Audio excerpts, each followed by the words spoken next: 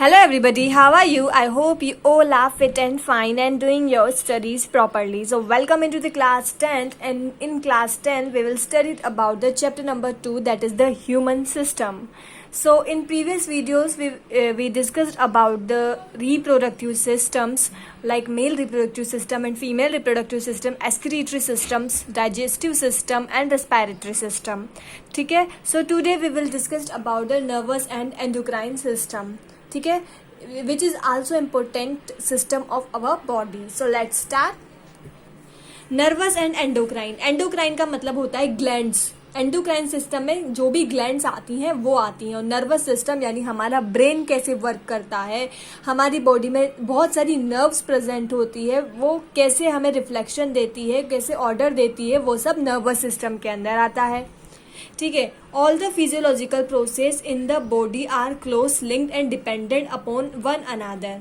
सारी physiological process जो होती है हमारी बॉडी में, चाहे वो डाइजेशन हो, रेस्पायरेशन हो, एक्सक्रीशन हो, वो हमारी बॉडी जो सारी प्रोसेस जो होती है हमारी बॉडी की, वो आपस में लिंक होती है और डिपेंड अपॉन ईच अदर, एक दूसरे पर डिपेंड करती है.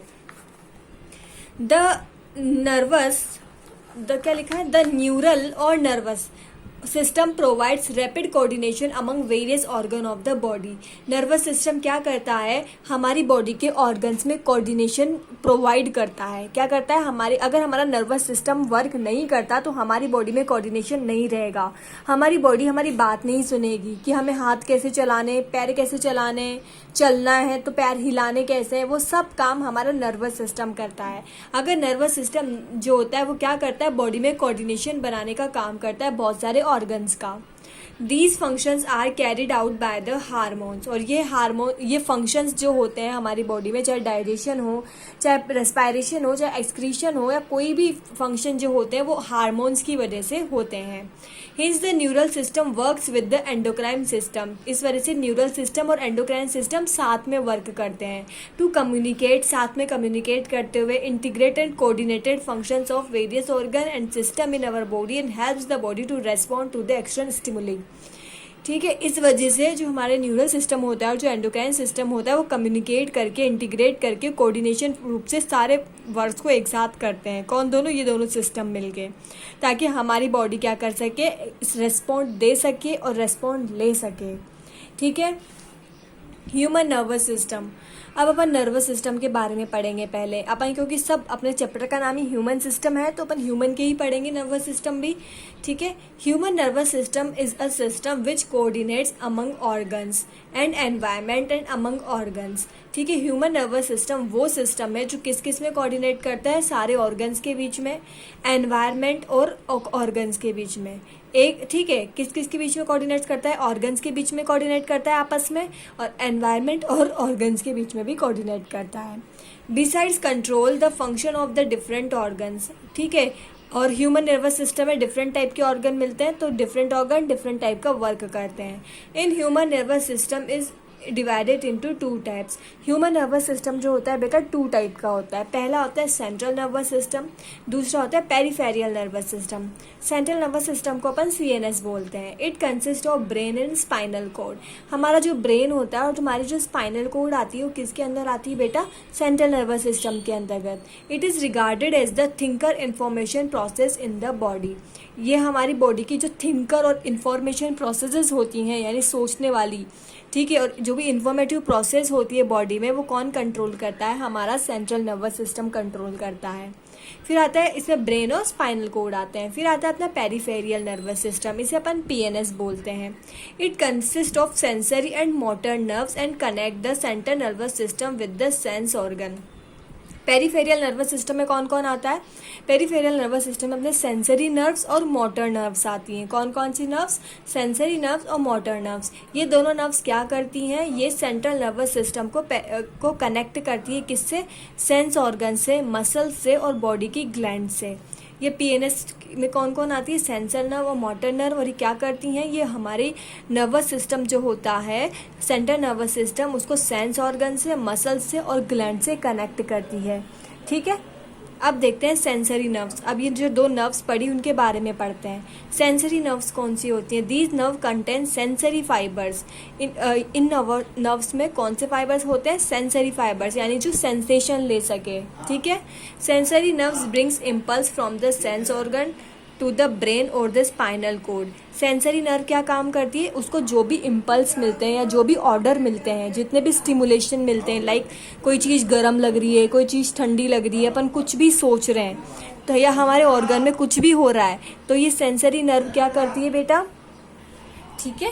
तो जो भी इनको इन्फॉर्मेशंस मिलती हैं सेंसरी नर्व्स उन इन्फॉर्मेशन को, उन इम्पल्स को, ठीक है, सेंसरी ऑर्गन से कहाँ लेकर जाती है? ब्रेन और स्पाइनल कोड में। जैसे ऑप्टिक नर्व्स। ऑप्टिक नर्व्स होती है ना बेटा, हमारी आइज़ जो होती है ना, आइज़ को जो भी इन्फॉर्मेशन मिलती है, आइज़ जो भी देखती है, ठीक है, जो भी आइज़ एक सेंसरी ऑर्गन होती है, आइज़ जो भी देखती हैं, आइज़ को जो भी कलर शो होते हैं, वो सारी इन्फॉर्मेशन आइज़ से ये ऑप्टिक नर्व जो कि एक सेंसरी नर्व्स होती हैं वो कहाँ लेके जाती है? हमारे ब्रेन तक या फिर हमारे स्पाइनल कोड तक, ताकि हमारा ब्रेन उन चीज़ों को रिकॉग्नाइज कर पाए कि हमने क्या देखा है हमने कौन सा कलर देखा है। ठीक है। वैसे होती है मोटरी नर्व्स। मोटर नर्व्स जो होती है उनमें मोटर फाइबर्स प्रेजेंट होते हैं। इनमें ये कौन से कंटेन करती है? सेंसरी फाइबर्स, और ये कंटेन करती है मोटर फाइबर्स।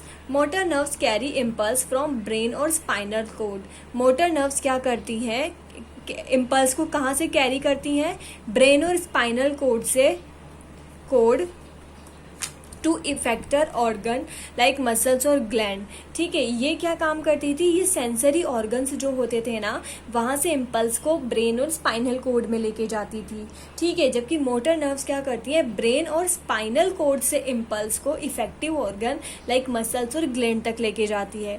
इसमें एक एग्जाम्पल दे रखा है ऑक्यूलोमोटर नर्व। ऑक्यूलोमोटर नर्व जो होती है वो एक मोटर नर्व होती है। ये क्या काम करती है? ब्रेन और स्पाइनल कोड से जो भी सिग्नल मिलता है कि हमने भाई फलाना चीज़ देखी है, तो वो सारे सिग्नल को उस इफेक्टिव ऑर्गन जैसे कि मसल, ग्लैंड, आई कहाँ पर भी लेकर जाती है। ठीक है। तो अपोजिट काम करती हैं। अब देखो यहाँ पर आपको स्ट्रक्चर भी दिया हुआ है ह्यूमन नर्वस सिस्टम का। देखो ये हमारा ब्रेन है, ये पूरी की पूरी हमारी स्पाइनल कोड है। ठीक है। ये हमारे गैंग्लियन है, ये जो है ना, ये आपके गैंग्लियन है, और ये सारी नर्व्स हैं, हमारी बॉडी में फैली हुई नर्व्स है। ठीक है। अब इसमें अपन एक और चीज़ देखते हैं। ये जो आपका ब्रेन और स्पाइनल कोड है, ये दोनों मिलकर आपका कौन सा नर्वस सिस्टम बनाता है बेटा? Central nervous system. कौन सा? सेंट्रल नर्वस सिस्टम बनाता है। और आपकी मोटर नर्व और सेंसरी नर्व मिलकर आपका बनाती है कौन सा सिस्टम? Peripheral nervous system. यहाँ पे पढ़ा ना हमने, सेंसरी नर्व और मोटर नर्व मिलकर पेरिफेरल नर्वस सिस्टम बनाती है। और एक और सिस्टम होता है, वो होता है सोमेटोमेटिक नर्वस सिस्टम। तो ये गैंग्लियन और ये नर्व्स मिलकर आपका कौन सा सिस्टम बनाती है? Somatic nervous system. ठीक है। तो 3 टाइप के सिस्टम्स ये होते हैं आपके। सबसे पहले हम सेंट्रल नर्वस सिस्टम के बारे में पढ़ेंगे। सेंट्रल नर्वस सिस्टम किस किस से मिलकर बना होता है? ब्रेन और स्पाइनल कोड से। किस किस से? सेंट्रल नर्वस सिस्टम आपका मिलकर बना होता है ब्रेन से और स्पाइनल कोड से। तो हम सेंट्रल नर्वस सिस्टम में पहले किसके बारे में पढ़ेंगे? ब्रेन के बारे में। Brain is the main coordinating centre of the body. हमारी बॉडी का सबसे इम्पोर्टेंट और कोऑर्डिनेटिंग पार्ट होता है हमारा ब्रेन। यही सारे ऑर्गन्स को कंट्रोल करता है। It is the part of the nervous system. ये नर्वस सिस्टम का पार्ट होता है दैट कंट्रोल्स, जो कंट्रोल करता है and monitor every organ of the body. हमारी बॉडी के सारे ऑर्गन्स को कंट्रोल करने का काम करता है brain. It will protected by the cranial meninges that are made up of an outer layer called dura mater. ठीक है। अब ब्रेन जो होता है बीच अंदर होता है, तो ब्रेन को प्रोटेक्ट करने का काम कौन करता है? तो ब्रेन जो होता है उसे, brain is protected by the cranial मैलिंग्स that are made up. Cranial मैलिंग्स जो होती है ना, ब्रेन की चारों तरफ क्रेनियल मैलिंग्स मिलती है। ये क्रेनियल मैलिंग्स क्या करती है? ब्रेन को प्रोटेक्ट करने का काम करती है। और ये क्रेनियल मैलिंग्स किससे मिलकर बनी होती है? That are made up of the outer layer. Brain की सबसे आउटर लेयर जो होती है ना, ड्यूरा मैटर, ठीक है, उससे मिलकर a thin middle layer called arachnoid. Brain की मिडिल लेयर आर्केनोइड और इनर लेयर पाया मैटर से मिलकर बनी होती है। ब्रेन को प्रोटेक्ट करने का काम करता है क्रेनियल मैनिंग्स। और ये क्रेनियल मैनिंग्स किससे मिलकर बनी होती है? आउटर मोस्ट लेयर क्या होती है क्रेनियल मैनिंग्स की? Dura mater. Thin middle layer जो होती है आर्केनोइड एंड इनर लेयर पाया मैटर से मिलकर बनी होती है ये क्रेनियल मैनिंग्स, जो कि ब्रेन को प्रोटेक्ट करती है। द सब आर्केनोइड स्पेस कौन सा होता है? स्पेस बिटवीन पाया मैटर एंड आर्केनोइड मैटर। पाया मैटर यानी कि इनर लेयर और आर्केनोइड मैटर यानी कि मिडिल लेयर। तो पाया मैटर और आर्केनोइड लेयर के बीच का जो स्पेस होता है उसे अपन बोलते हैं सब एरेकेनोइड स्पेस। क्या बोलते हैं? Subarachnoid space. It is filled with lymph. ये किससे भरा हुआ होता है? लिम्फ। इसमें लिम्फ प्रेजेंट होता है। जो हमारा पाया मैटर और आर्केनोइड मैटर के बीच का स्पेस होता है सब आर्केनोइड स्पेस, इसमें लिम्फ भरा हुआ होता है। लिम्फ क्या होता है? वाटरी फ्लूइड होता है। किस से भरा हुआ होता है ये सब एरेकेनोइड स्पेस? लिम्फ से, वाटरी फ्लूइड से और सेरेब्रोस्पाइनल फ्लूइड्स यानी कि CSF से। सब एरेकेनोइड स्पेस में क्या क्या प्रेजेंट होता है? लिम्फ, वाटरी फ्लूइड और सेरेब्रोस्पाइनल फ्लूइड प्रेजेंट होता है। The ventricle of the brain are also called with CSF। जो हमारा वेंट्रिकल पार्ट होता है ना, ब्रेन के बहुत सारे पार्ट होते हैं। वेंट्रिकल मतलब सामने वाला पार्ट जो होता है ब्रेन का, ठीक है, वो भी किससे भरा हुआ होता है? उसमें भी सेरेब्रोस्पाइनल फ्लूइड प्रेजेंट होता है। किसमें? ब्रेन के वेंट्रिकल पार्ट में, ठीक है। It is divided into 3 region. Brain जो होता है उसे 3 पार्ट्स में डिवाइड किया है। फोर ब्रेन यानी कि सामने वाला, मिड ब्रेन यानी बीच वाला, हिंड ब्रेन यानी कि पीछे वाला जो साइड होता है ब्रेन का, आगे वाला साइड, ब्रेन का बीच वाला साइड और ब्रेन का पीछे वाला side. Fore brain, midbrain और हाइंड ब्रेन। सबसे पहले अपन देखते हैं fore brain. It is the main thinking part of the brain. Brain का सबसे मेन और सबसे जो पार्ट मेनली थिंक का काम करता है, सोचने का काम करता है ना, वो हमारा फोर ब्रेन वाला पार्ट होता है। अभी फोर ब्रेन वाला पार्ट भी आपके 3 पार्ट से मिलकर बना होता है। कौन कौन से? सबसे पहले देखो, हमारा नर्वस सिस्टम 3 पार्ट से मिलकर बना है। Central nervous system, peripheral nervous system, somatic nervous system. अब पहला अपन ने पढ़ा central nervous system. Central nervous system के भी 2 पार्ट होते हैं, एक तो होता है ब्रेन और एक होता है स्पाइनल कोड। अपन पढ़ रहे हैं ब्रेन। अब ब्रेन के भी 3 पार्ट होते हैं, फोर ब्रेन, मिड ब्रेन और हिंड ब्रेन, ठीक है। उसमें अपन पढ़ रहे हैं fore brain. Fore brain thinking वाला पार्ट होता है और फोर ब्रेन भी 3 पार्ट से मिलकर बना होता है, सेरेब्रम, थैलेमस, हाइपोथैलेमस।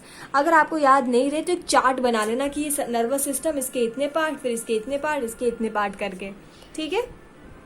तो ये ऐसा है। तो अब फोर ब्रेन का पार्ट है cerebrum. Cerebrum is the largest and most prominent part of the brain. Cerebrum जो होता है ना, वो ब्रेन का सबसे इम्पोर्टेंट पार्ट होता है और सबसे लार्जेस्ट पार्ट होता है। क्वेश्चन पूछ सकते हैं आपके कि ब्रेन का लार्जेस्ट पार्ट कौन सा है, तो है सेरेब्रम, ठीक है। It constitutes about 4/5 of its weight, ठीक है।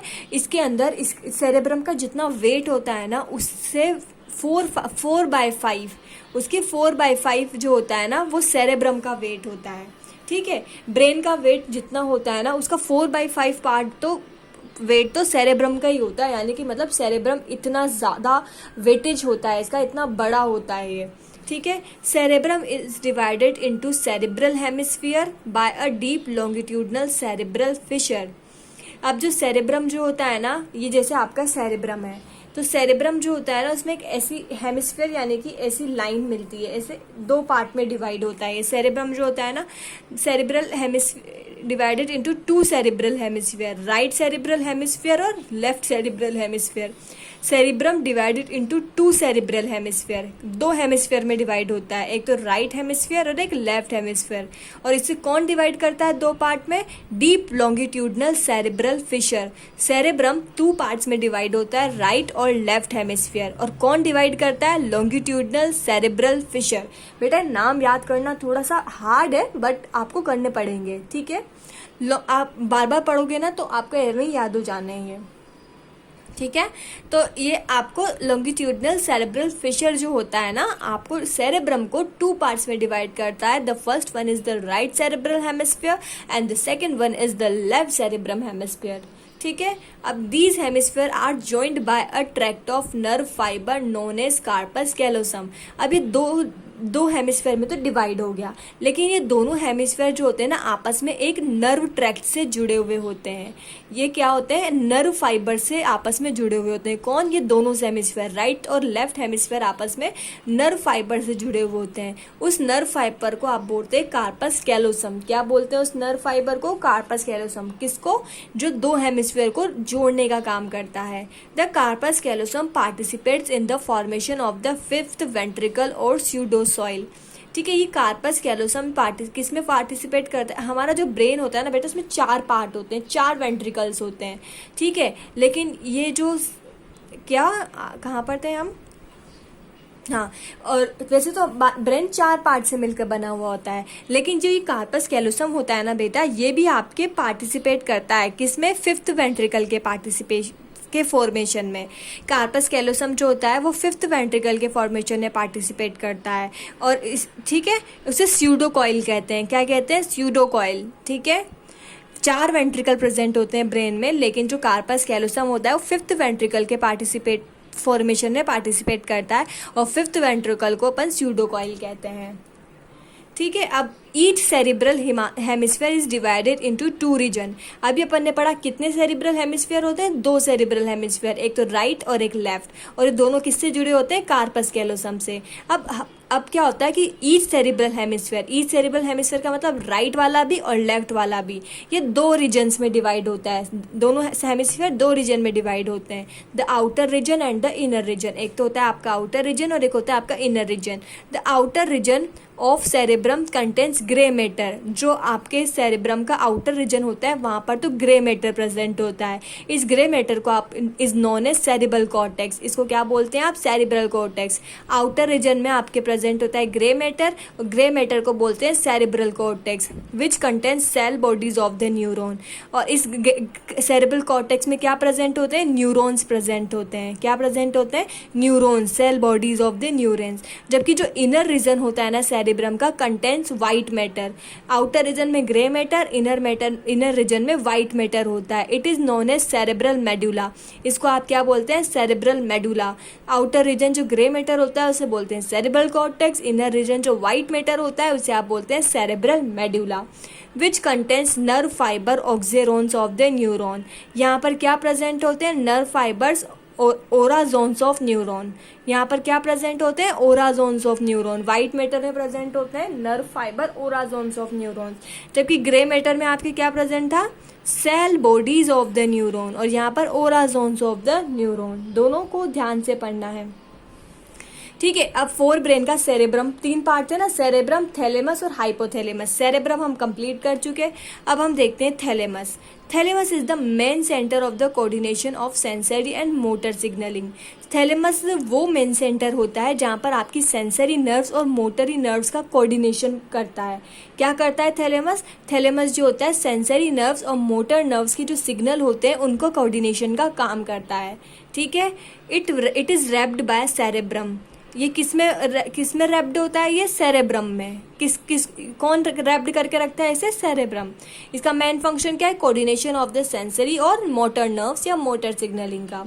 ठीक है, it act as a relay station for sensory and motor impulse between cerebrum and the other part of the brain. ये क्या करता है, जो हमारी सेंसरी नर्व्स और मोटर इम्पल्स होते हैं उनके लिए एक स्टेशन का काम करता है। क्या काम करता है, स्टेशन का काम। किस के बीच में, सेरेब्रम, जैसे ये सेरेब्रम है और ये हमारे ऑर्गन है, तो थैलेमस यहाँ प्रेजेंट होता है। ये क्या करता है, इन दोनों के बीच में जो सिग्नल्स होते हैं ना उनके लिए स्टेशन का काम करता है। ये आपका थैलेमस है, ये आपका सेरेब्रम है और ये आपके ऑर्गन्स हैं। तो ये थैलेमस क्या करता है, इन दोनों के बीच में एक स्टेशन का काम करता है, मोटर इम्पल्स।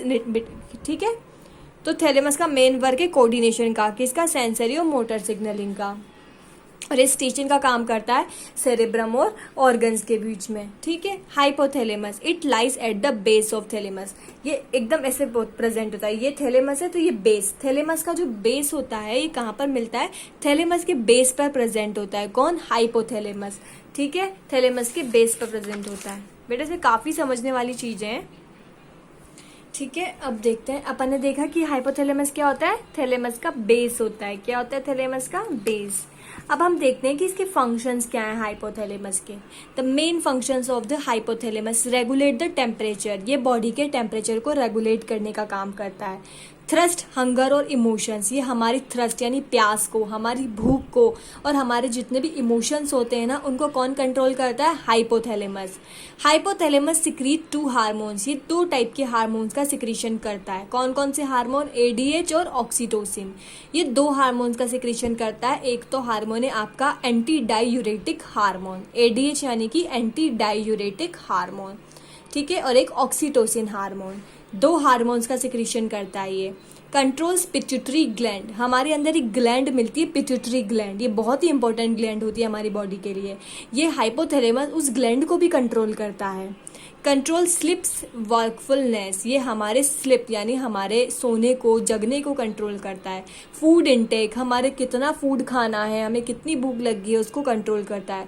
हमारे ब्लड प्रेशर को कंट्रोल करता है और हमारी हार्ट रेट यानी हार्ट बीट को कंट्रोल करता है। यानी कि हाइपोथैलेमस बहुत सारे काम करता है बच्चों, बहुत इंपॉर्टेंट होता है ये हमारी बॉडी के लिए, ठीक है। उसके बाद हम देखते हैं midbrain. It is located between the thalamus region of the forebrain and pons region of the hindbrain. Midbrain कहाँ प्रेजेंट होता है बेटा? ये हमारा फोर ब्रेन है, फोर ब्रेन में प्रेजेंट होता है थैलेमस, ठीक है।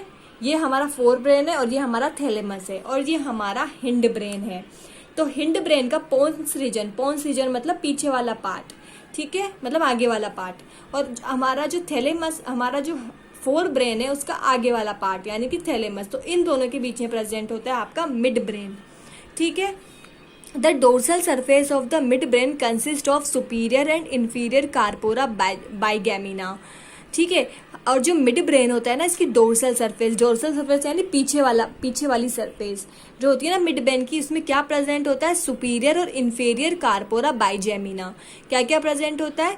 जो मिड ब्रेन की बेटा नाम तो आपको याद करने पड़ेंगे, ठीक है, इनका मैं कुछ नहीं कर सकती। हाँ, तो हमारा मिड ब्रेन होता है, इसकी डोर्सल सरफेस में क्या क्या प्रेजेंट होता है? एक तो सुपीरियर बाइजेमिना और एक interior corpora bigemina and 4 round lobes called corpora quadrigemina, ठीक है। क्या क्या प्रेजेंट होता है डोर्सल सरफेस पर मिड ब्रेन की? एक तो प्रेजेंट होता है सुपीरियर कार्पोरा बाइजेमिना, एक इंफीरियर कार्पोरा बाइजेमिना और एक 4 लोब प्रेजेंट होते हैं, 4 गोले प्रेजेंट होते हैं, लोब लाइक स्ट्रक्चर, और उनको अपन बोलते हैं कार्पोरा क्वाड्रिजेमिना। तो क्या क्या प्रेजेंट हुआ? सुपीरियर और इंफीरियर कार्पोरा बाइजेमिना और 4 प्रेजेंट होती है कार्पोरा क्वाड्रिजेमिना, ठीक है। A canal known as cerebral aqueduct passes through the midbrain, और जो एक कैनाल यानी एक ट्यूब लाइक स्ट्रक्चर जो होती है मिड ब्रेन से पास होती है उसे अपन बोलते हैं सेरेब्रल एक्वेडक्ट।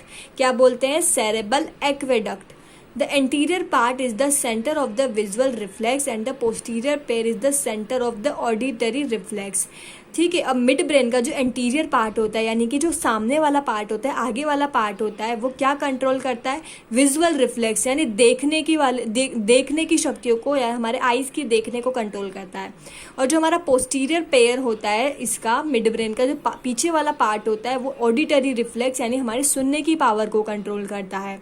एंटीरियर पार्ट हमारे विजुअल रिफ्लेक्स यानी देखने को, और पोस्टीरियर पार्ट यानी पीछे वाला पार्ट ऑडिटरी रिफ्लेक्स को कंट्रोल करता है, ठीक है। तो आज हम बेटा मिड ब्रेन तक ही पढ़ पाते हैं। मैंने इसमें जितने भी नाम आए ना बेटा, आज जो मैंने पढ़ाया उसको बिल्कुल पढ़ लो एक बार, बहुत छोटा सा पढ़ा है हम लोगों ने, इसमें बहुत सारे नाम्स हैं, उन नेम्स को पढ़ लो, ठीक है, कौन क्या करता है वो पढ़ो, ठीक है। बाकी हम नेक्स्ट क्लास में इसको करते हैं कंप्लीट। हम 1-2 दिन में 1-2 लेक्चर में 2-3 लेक्चर में हमारा ये चैप्टर कंप्लीट हो जाएगा, ठीक है। So thank you everyone, stay home, stay safe and bye bye.